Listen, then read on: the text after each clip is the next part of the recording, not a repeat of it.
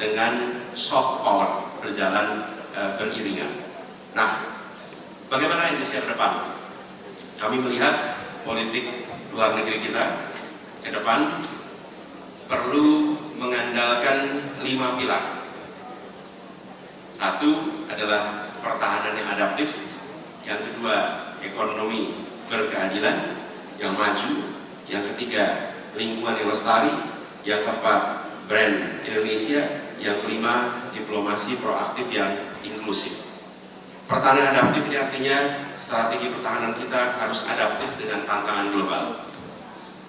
Indonesia harus punya angkatan bersenjata, kapal, pesawat yang modern, yang siap untuk menjaga alur laut kepulauan Indonesia. Kemudian kita harus memiliki kapasitas untuk memantau ancaman lepas pantai. Kita harus punya sistem cyber untuk melindungi rakyat di ranah digital. Ini contoh-contohnya.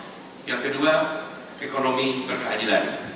Negara yang kuat itu lahir dari ekonomi dan rakyat yang makmur, rakyat yang sejahtera. Karena itu kami melihat perlunya menjangkau dan membuat free trade agreements yang fair.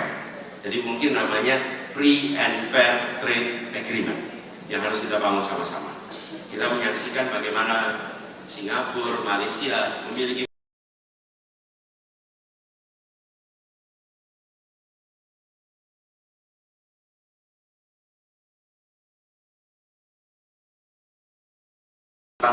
yang harus kita bangun sama-sama. Kita perlindungan atas data, perlindungan atas kekayaan intelektual. Yang ketiga, lingkungan yang lestari, lingkungan yang memungkinkan Indonesia memiliki daya tawar di dunia, punya daya tarik di dunia untuk nantinya interaksi dengan generasi-generasi masa datang khususnya. Dan ini adalah mencakup beberapa aspek. Satu, akselerasi transisi energi berkeadilan. Yang kedua, optimalisasi instrumen untuk nilai ekonomi dari karbon. Yang ketiga, proaktif dalam forum-forum global untuk terlibat dalam aksi global yang terkait lingkungan hidup. Kalau boleh saya bercerita, ketika kami bertugas di Jakarta, saya aktif di forum namanya C40. C40 adalah asosiasi kota-kota besar dunia, dan di situ mendorong perubahan kebijakan kota-kota untuk lebih ramah lingkungan dan menangani polusi. Dan alhamdulillah di dalam kepemimpinan C40 ini ketuanya adalah wali kota London, wakilnya adalah gubernur Tokyo, dan satunya lagi gubernur DKI Jakarta sebagai wakil dari kita tidak menjadi penonton, tapi kita ikut di dalam mewarnai kebijakan-kebijakan terkait dengan perkotaan dunia. Dan apa yang terjadi? Jakarta waktu itu menjadi salah satu contoh. Bahkan di tahun 2021, Jakarta mendapatkan nomor 1 sedunia Sustainable Transport Award karena transformasi bidang transportasi yang terjadi di Jakarta. Yang keempat adalah brand of Indonesia. Ini kunci dari diplomasi kita, salah satunya ini. Saya ingat Pak Dino ini sering berbicara tentang bagaimana kuliner itu menjadi salah satu kekuatan kita. Dan saya memiliki kekuatan itu. Kita membuat Indonesia menjadi salah satu tujuan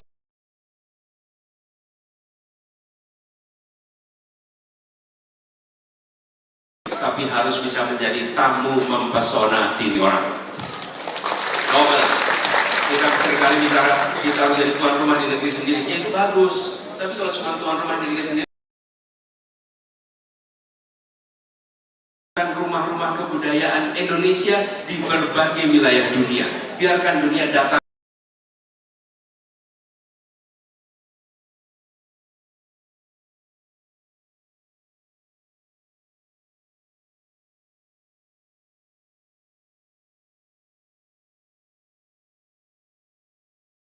Mendapatkan Michelin Star. Kita ingin restoran-restoran Indonesia bukan hanya hotel, memiliki Michelin Star, dan itu diakui oleh dunia. Dan kita ingin Indonesia untuk orang menyaksikan bahwa kita memiliki kekuatan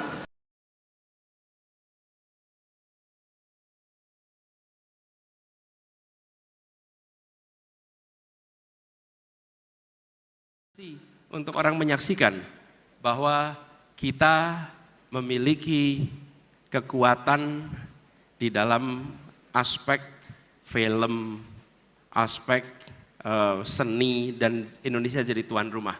Kami mencoba menyiapkan. Sekarang kalau datang ke Taman Ismail Marzuki, maka di situ menjadi sebuah cultural center yang sanggup untuk menerima performance kelas dunia yang ada di sana.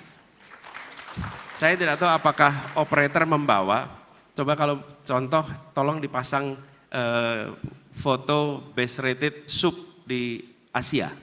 Kalau ada di sini ada, kalau nggak ada tolong dibantu disiapkan. Ada. Ah, ini dia. Indonesia itu nomor, kalau ditanya apa best rated sub di Asia, namanya rawon. Nomor 1 di Asia.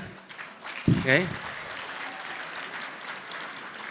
Kemudian nomor 2 dari mana nih? Filipina. Nomor 3 apa? Gulai cincang. Nomor 3 di dunia. Coba sekarang, the 100 most iconic ice cream. Keluarin dong yang ice cream. Ragusa S Italia. Pak Dubes Itali, kami pinjam namanya. Dan satu lagi Zhang Randi. Ini dari mulai tahun 32 sampai sekarang. Coba sekarang, deep fried dessert in the world. Nomor 1, gorengan paling terkemuka di dunia nomor 1. Oh.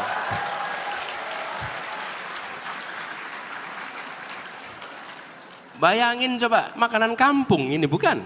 Kan makanan di mana-mana. Dan itu dikatakan sebagai nomor 1 sedunia. Kapan restoran Indonesia menjadi restoran-restoran nomor 1 di dunia? That's our purpose. That's our objective.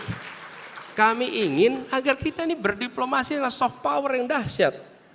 Dan kami ingin nantinya seperti sekarang di Jakarta, ada restoran Jepang, bahkan restoran Brazil, restoran Argentina, restoran Korea. Mana restoran Indonesia di kota-kota besar dunia? Itu akan menjadi salah satu prioritas utama di dalam soft power diplomasi ke depan. Oh, CNN, World Best Food 2017. Coba, nomor 1 apa? Rendang. Nomor 2? Nasi goreng sedunia Bapak Ibu. Nah, anyway, kita menikmati makanan ini nanti ya.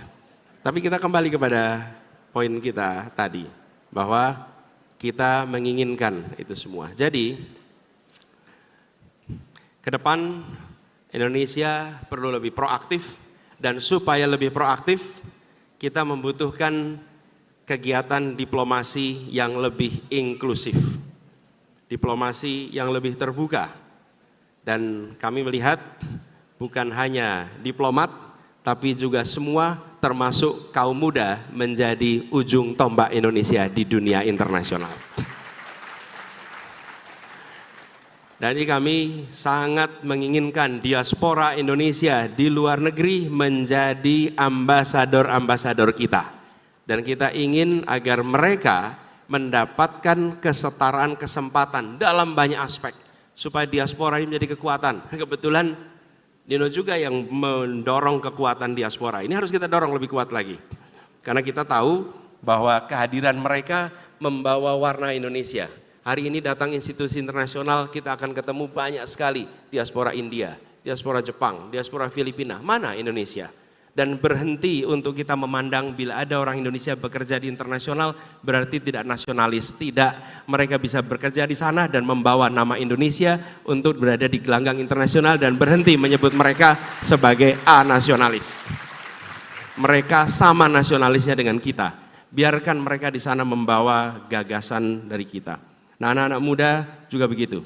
Jadi kami berpandangan untuk kita melakukan ini seperti pandangan kami bahwa dalam pemilu ini seperti sepak bola, maka di dalam diplomasi kita perlu total football. Semua mengejar ini semua, seluruh unsur, dan negara harus tidak gampang cemburu dengan aktor-aktor non-negara. Negara itu justru memberikan fasilitas yang setara karena mereka memainkan peran yang tidak kalah penting. Jadi itu yang kami rencanakan, dan sebagai kesimpulan kita ingin Indonesia mendunia dan kita aminkan Indonesia sama-sama. Ya. Indonesia